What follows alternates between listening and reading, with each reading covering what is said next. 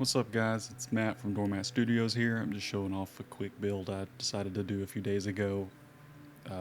Just a Mythic Legion's Skeleton Deluxe Legion builder. I think it's the first Legion builder. Or maybe it's not the Deluxe because he doesn't come with much. Maybe he's just the regular.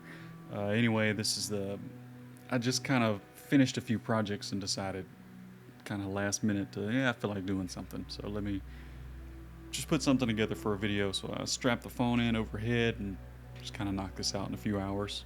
So I'm testing out a few parts that I wanted to just to kind of see what I want the look to be. And here I decided just to throw on a little, I guess it's a tabard, like a little loincloth. I don't like the plastic ones that I see them come with, but so I wanted to add some layers to it.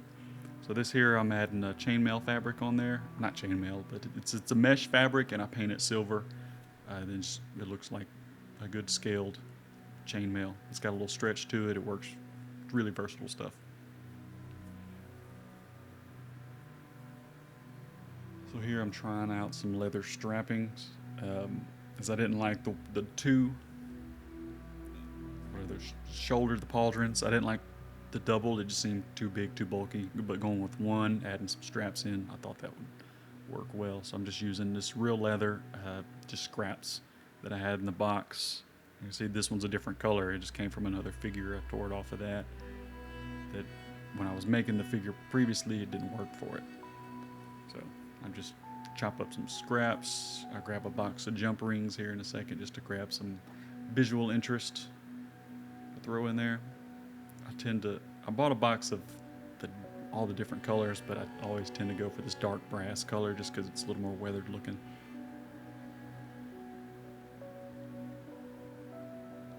Just kind of gotta eyeball the fit because you don't want it to be too short. So as for everything, I use Gorilla Glue Super Glue. Got a little bit of pliers, a little pressure on the pliers to squeeze everything in place, make sure it stays right and not gets too thick, because that's the problem with leather at this scale. Things can get kind of thick and bulky looking. So I always use the pliers just to really squeeze it down, really flatten it out.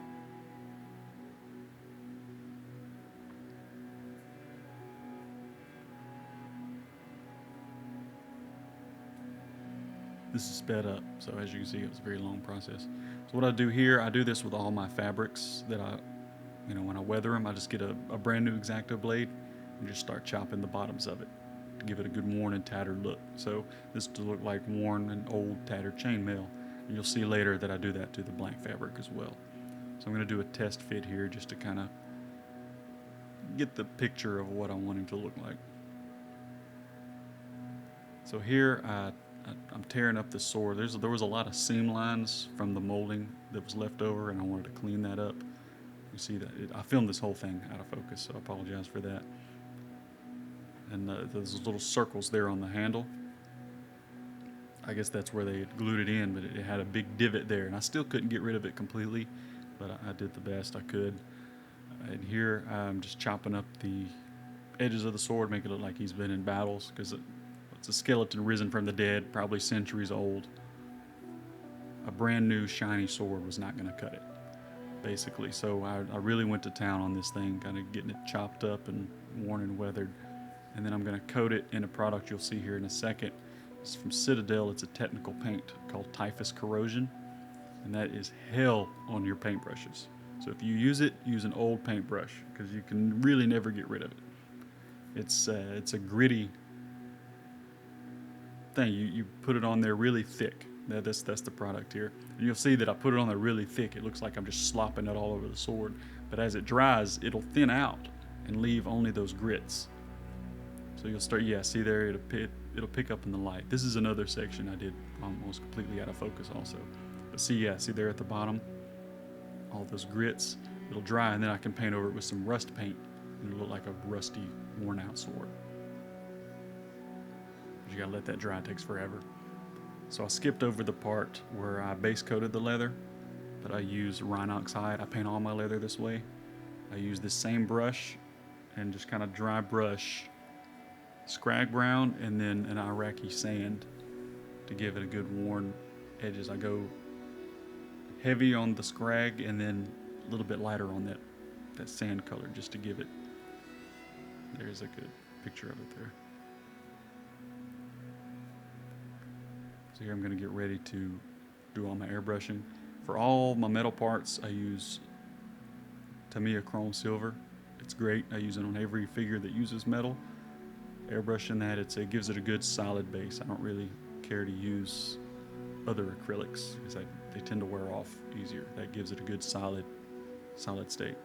So this here, I'm using a AK Interactive's dark brown wash, coating over the base color of the skeleton. I didn't add any other paint to it, just the weathering, because he had a good color as far as I was concerned. So you put this on, you airbrush it on, let it dry a few minutes, and then you use mineral spirits and a Q-tip or paintbrush or whatever to remove it back down, and it leaves a good filter over the figure.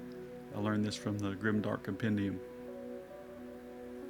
And it's essentially, it's a new process, but it's also, at the core, it's an old process. You know, you throw on a wash and you wipe it off, so it stays in the crevices or gets where you want it. So this is just a little more product based. Leaves a good stain over the figure, which is what I like. So here I shade the metal with Nuln Oil and then Colia Green Shade from Citadel. The green shade, what it does, it'll add a patina effect that you'll see through here later at the end. It'll look tarnished, like a tarnished silver. So all the armor I airbrush with streaking grime. That's the same thing I did with the skeleton, and then I'm going to remove it here. I don't know why I zoomed in on the Q-tips. Not what I was doing, but I'm working on it. So I do that to all the armor pieces. This is all I do to it, so you see the patina coming through there. So that's the only thing I do in the airbrush. Then I put the figure together because I want it all to be cohesive. Then I do a further weathering, which unfortunately I did all off camera. I thought I had recording, but I was recording something else earlier and lost the footage, basically. So here you see I was doing the same thing with the cloth. Just take the X-Acto and shred it to hell on the ends just so it looks weathered. Also painted this off camera as well. Just hit it with a black acrylic paint. Came back in with some burnt umber there around the edges. You see it looks a tad bit brown. That's just some weather. And then I crumbled it up and then glued it to the figure. So here I'm putting everything back together, like I said, so I can weather it further with other AK Interactive enamel washes, rust washes and stuff like that I can get further into the crevices. I just want the figure to be together so I know where to put everything. That way, something lines up. If like I wanted weathering around the waist to hit the belt before putting it together, I may not have known exactly where I wanted it to go. So I tend to do that. I'll do my base bit of weathering while it's apart, when I can do it in the airbrush, and then I'll put everything together. And anything I'm going to do by hand with paintbrushes, I'll do once the figure's together. That way there's no overspray from the airbrush.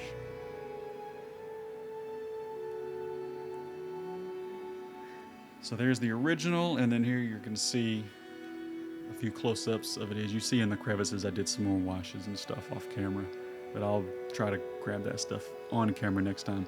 So thanks for watching. I appreciate it. Like I said, this was just to throw together. But, leave me a comment. Let me know if there's anything you want to see. I'm down for that always. Appreciate you watching. Thanks, and I'll see you again next time.